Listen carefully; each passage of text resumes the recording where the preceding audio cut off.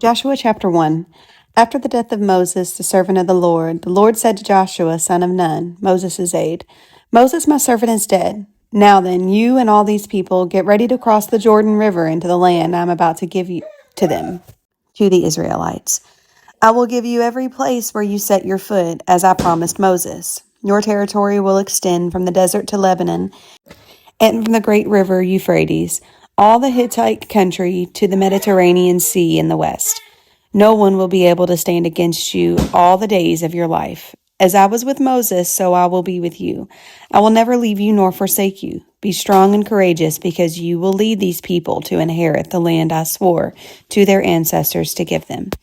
Be strong and very courageous. Be careful to obey all the law my servant Moses gave you. Do not turn from it to the right or to the left, that you may be successful wherever you go.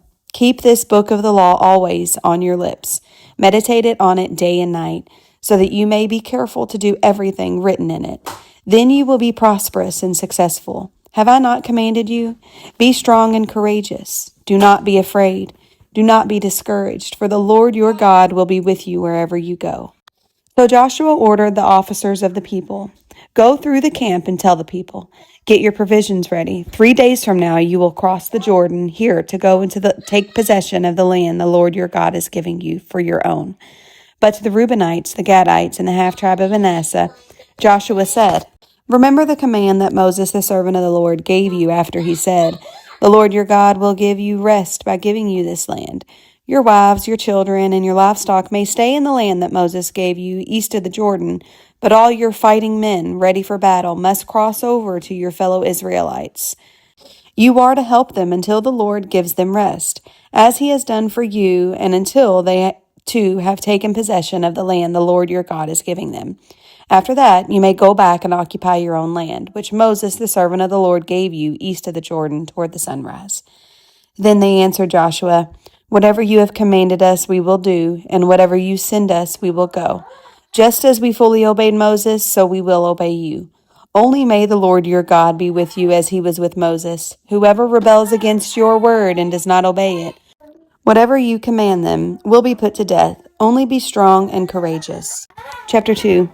Then Joshua, son of Nun, secretly sent 2 spies from Shittim. Go look over the land, he said, especially Jericho. So they went and entered the house of a prostitute named Rahab and stayed there. The king of Jericho was told, Look, some of the Israelites have come here tonight to spy out the land. So the king of Jericho sent this message to Rahab. Bring out the men who came to you and entered your house, because they have come to spy out the whole land.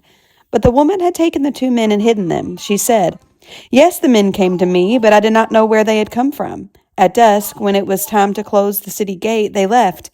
I don't know which way they went. Go after them quickly. You may catch up with them. But she had taken them up to the roof and hidden them under the stalks of flax she had laid out on the roof. So the men set out pursuit of the spies on the road that leads to the fords of the Jordan. And as soon as the pursuers had gone out, the gate was shut. Before the spies lay down for the night, she went up to the roof and said to them, I know that the Lord has given you this land, and that a great fear of you has fallen on us, so that all who live in this country are melting in fear because of you. We have heard how the Lord dried up the water of the Red Sea for you when you came out of Egypt, and what you did to Sihon and Og, the 2 kings of the Amorites east of the Jordan, whom you completely destroyed. When we heard of it, our hearts melted in fear, for everyone's courage failed because of you. For the Lord your God is God in heaven above and on earth below. Now then, please swear to me by the Lord that you will show kindness to my family, because I have shown kindness to you. Give me a sure sign that you will spare the lives of my father and mother, my brothers and sisters, and all who belong to them, and that you will save us from death. Our lives for your lives, the men assured her. If you don't tell what we are doing, we will treat you kindly and faithfully when the Lord gives us this land. So she let them down by a rope through the window, for the house she lived in was part of the city wall. She said to them, Go to the hills so the pursuers will not find you. Hide yourselves there 3 days until they return, and then go on your way. Now the men had said to her, This oath you made us swear will not be binding on us unless, when we enter the land, you have tied this scarlet cord in the window through which you let us down, and unless you have brought your father and mother, your brothers and all your family into your house. If any of them go outside your house into the street, their blood will be on their own heads. We will not be responsible. As for those who are in the house with you, their blood will be on our head if a hand is laid on them. But if you tell what we are doing, we will be released from the oath you made us swear." "Agreed," she replied. "Let it be as you say." So she sent them away, and they departed, and she tied the scarlet cord in the window. When they left, they went into the hills and stayed there 3 days until the pursuers had searched all along the road and returned without finding them. Then the two men started back. They went down out of the hills, forded the river, and came to Joshua, son of Nun, and told him everything that had happened to them. They said to Joshua, "The Lord has surely given this whole land into our hands. All the people are melting in fear because of us." Chapter 3. Early in the morning, Joshua and all the Israelites set out from Shittim and went to the Jordan, where they camped before crossing over. After 3 days, the officers went throughout the camp, giving orders to the people. "When you see the ark of the covenant of the Lord your God and the Levitical priests carrying it, you are to move out from your positions and follow it. Then you will know which way to go, since you have never been this way before. But keep a distance of about 2,000 cubits between you and the ark. Do not go near it." Joshua told the people, "Consecrate yourselves, for tomorrow the Lord will do amazing things among you."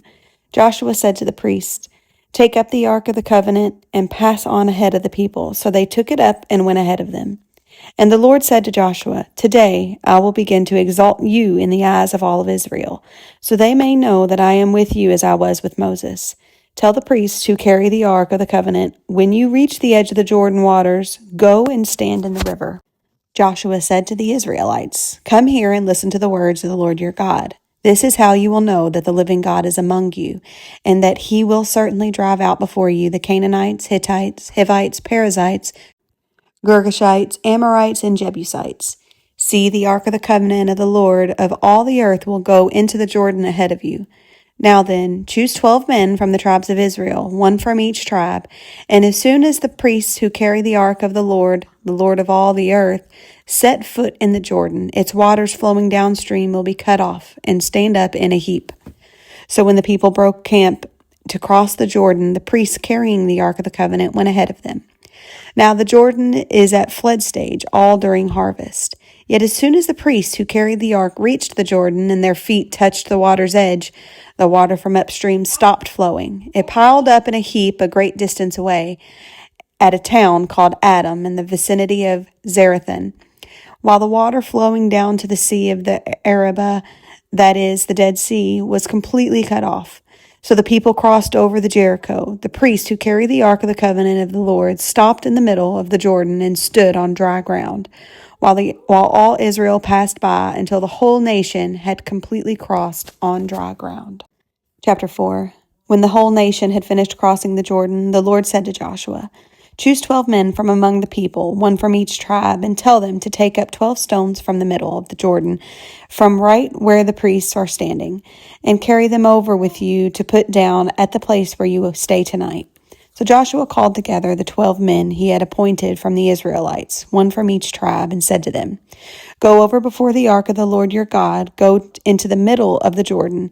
Each of you is to take up one stone on his shoulder, according to the number of the tribes of the Israelites, to serve as a sign among you. In the future, when your children ask you, 'What do these stones mean?' tell them that the flow of the Jordan was cut off before the ark of the covenant of the Lord. When it crossed the Jordan, the waters of the Jordan were cut off. These stones are to be a memorial to the people of Israel forever." So the Israelites did as Joshua commanded them. They took 12 stones from the middle of the Jordan, according to the number of the tribes of the Israelites, as the Lord had told Joshua, and they carried them over with them to their camp, where they put them down. Joshua set up the 12 stones that had been in the middle of the Jordan at the spot where the priests who carried the ark of the covenant had stood, and they are there to this day. Now the priest who carried the ark remained standing in the middle of the Jordan until everything the Lord had commanded Joshua was done by the people, just as Moses had directed Joshua. The people hurried over, and as soon as all of them had crossed, the ark of the Lord and the priests came to the other side while the people had watched. The men of Reuben, Gad, and the half-tribe of Manasseh crossed over, ready for battle, in front of the Israelites as Moses had directed them. About 40,000 armed for battle crossed over before the Lord to the plains of Jericho for war. That day the Lord exalted Joshua in the sight of all Israel, and they stood in awe of him all the days of his life, just as they had stood in awe of Moses. Then the Lord said to Joshua, "Command the priests carrying the ark of the covenant law to come up out of the Jordan." So Joshua commanded the priests, "Come up out of the Jordan." And the priests came up out of the river carrying the ark of the covenant of the Lord. No sooner had they set their foot on dry ground than the waters of the Jordan returned to their place and ran at flood stage as before. On the 10th day of the first month, the people went up from the Jordan and camped at Gilgal on the eastern border of Jericho. And Joshua set up at Gilgal the 12 stones they had taken out of the Jordan. He said to the Israelites, "In the future, when your descendants ask their parents, 'What do these stones mean?' Tell them, 'Israel crossed the Jordan on dry ground. For the Lord your God dried up the Jordan before you until you had crossed over. The Lord your God did to the Jordan what he had done to the Red Sea when he dried it up before us until we had crossed over. He did this so that all the peoples of the earth might know that the hand of the Lord is powerful, and so that you might always fear the Lord your God."